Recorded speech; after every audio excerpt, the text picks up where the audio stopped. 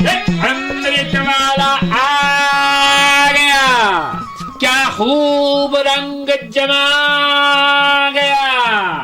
जो पिए मेरा पानी, रहे गर्मी ना गिरानी, पिए मेरा ठंडा पानी।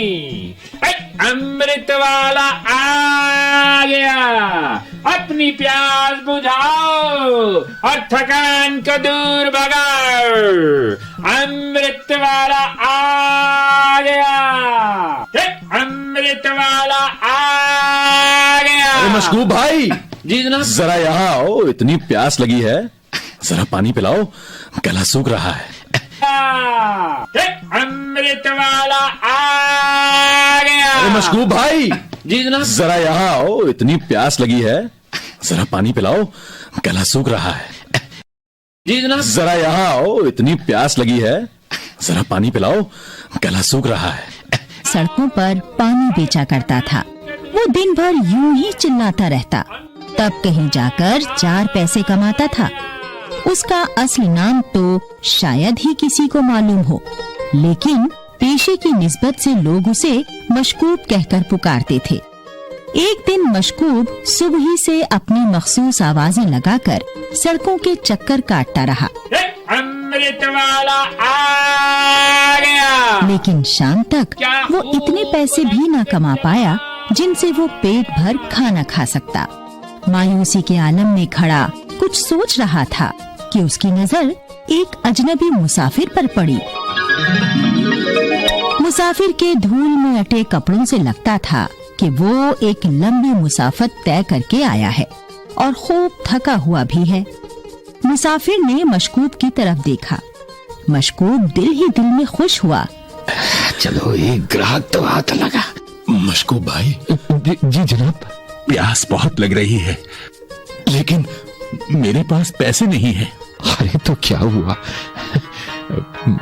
पानी पिलाना तो सवाब का काम होता है, अल्लाह मियां खुश होगा। आप पानी पीजिए पीजिए पीजिए। लाओ।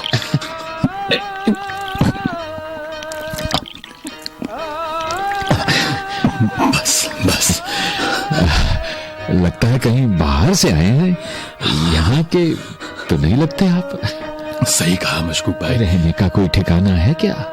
अभी तक तो कुछ नहीं। अरे तो आप एक काम करें, जब तक चाहें इस गरीब के गरीब खाने पे आप रह सकते हैं। अरे नहीं नहीं, नहीं, नहीं आप आइए आइए जनाब, आइए आइए आइए साथ में।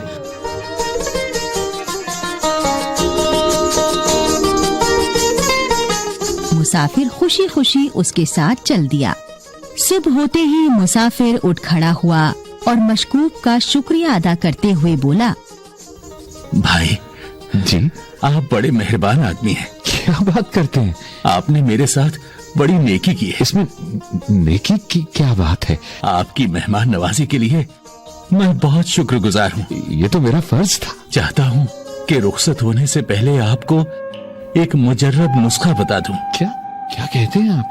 मुजर्रब नुस्खा? ये दवा आप जिस मरीज को भी देंगे वो बहुत जल्द तंदुरुस्त हो जाएगा। अच्छा, उसकी बीमारी ख्वाह कितनी ही खतरनाक क्यों ना हो। ये तो बड़ा नेक काम है। अब ये लीजिए। ये किताब किस लिए?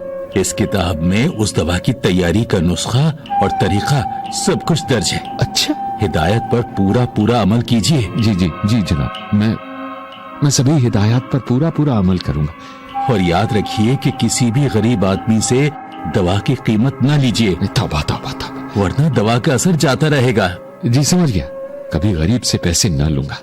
शुक्रिया, बहुत बहुत शुक्रिया। इस नुस्खे के लिए मैं ताउम्र आपका एहसानमंद रहूंगा।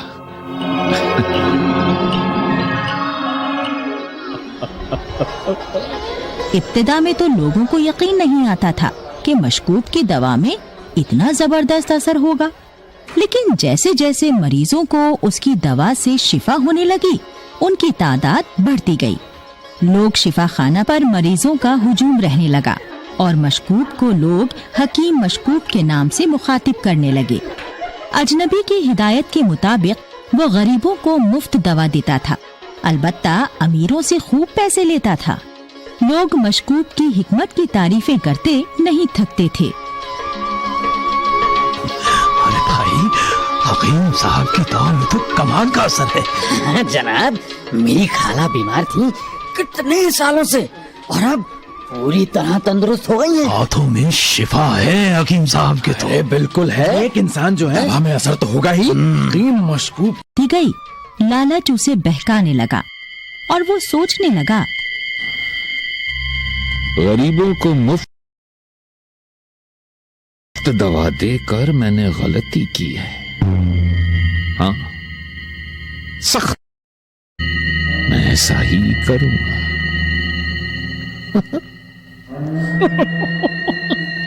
ऐसा ही करूंगा।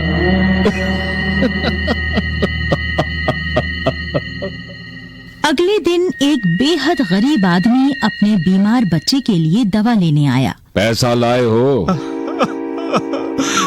यकीन मानिए। बच्चे को बाहर निकलो। मेरे बच्चे की जान बचा लीजिए। बच्चे को गोद में उठाओ। बच्चे की जान बचा लीजिए। चलो निकलो बाहर। निकलो। मर जाएगा ये। उठो। मर जाएगा। चलो निकलो।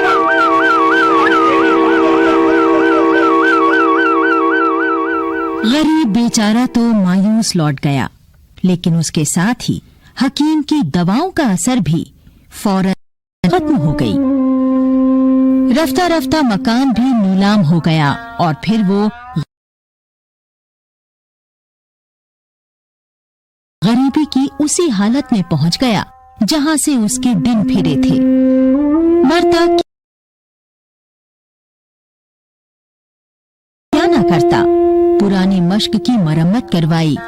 अब फिर वही मश्क थी और वही मशकूब, शहर की वही सड़कें और मशकूब की वही सदाएं।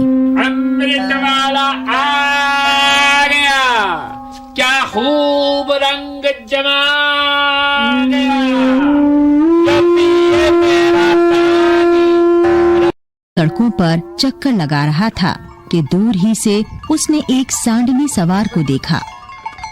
मशकूब उसकी तरफ बढ़ा तो मुसाफिर ने कहा, मशकूब भाई जी, मैं एक बेयारो मददगार मुसाफिर हूं।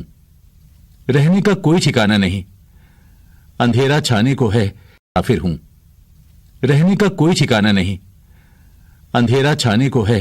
अपनी जरूरतें पूरी करने के बाद अपनी बाकी दौलत को गरीब आवाम की भलाई के कामों में लगाना होगा। जी जी जी जनाब। आप लीजिए ये किताब। ये किताब किस लिए?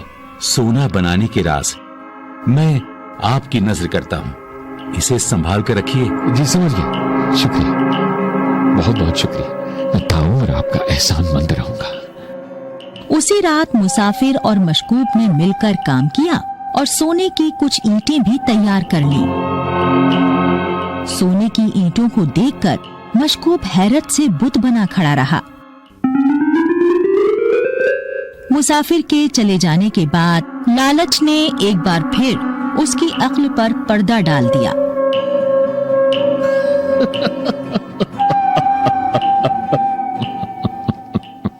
मुसाफिर के साथ मिलकर बनाई हुई सोने की ईंटों से मशकूब ने फिर एक मकान खरीदा। अच्छे अच्छे कालीन बिछाए, कीमती सामान से घर को सजाया और ऐशो आराम से जिंदगी बसर करने लगा। कुछ ही अरसे बाद जब मशकूब के पास से सोने की तमाम ईंटें खत्म हो गईं, तो उसे मुस्तकबिल की फिक्र हुई। उसने फौरन मुसाफिर की दी हुई कीमिया की किताब उठाई, लेकिन ये देखकर उसका सारा नशा हिरन हो गया कि वो कीमती किताब तो पत्थर में बदल चुकी है। ये मैंने क्या कर डाला? ये लालच में आके मैंने क्या कर डाला?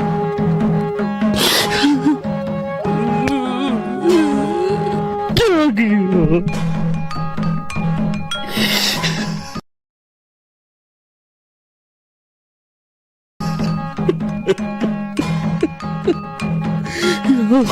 माफी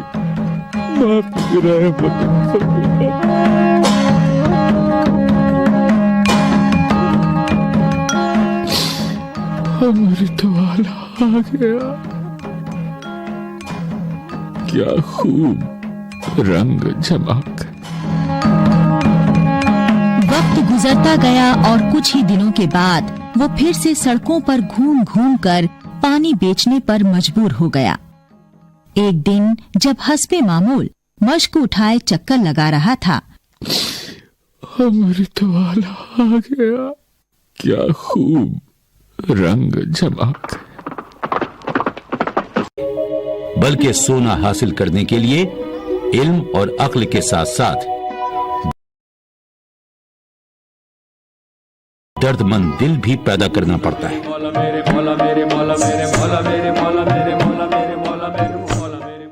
श्रोताओ, अभी आप सुन रहे थे कार्यक्रम लालच। कहते हैं कि जो लोग लालच में फंसे होते हैं उनके पास कितना भी धन हो, वे गरीब ही रहते हैं।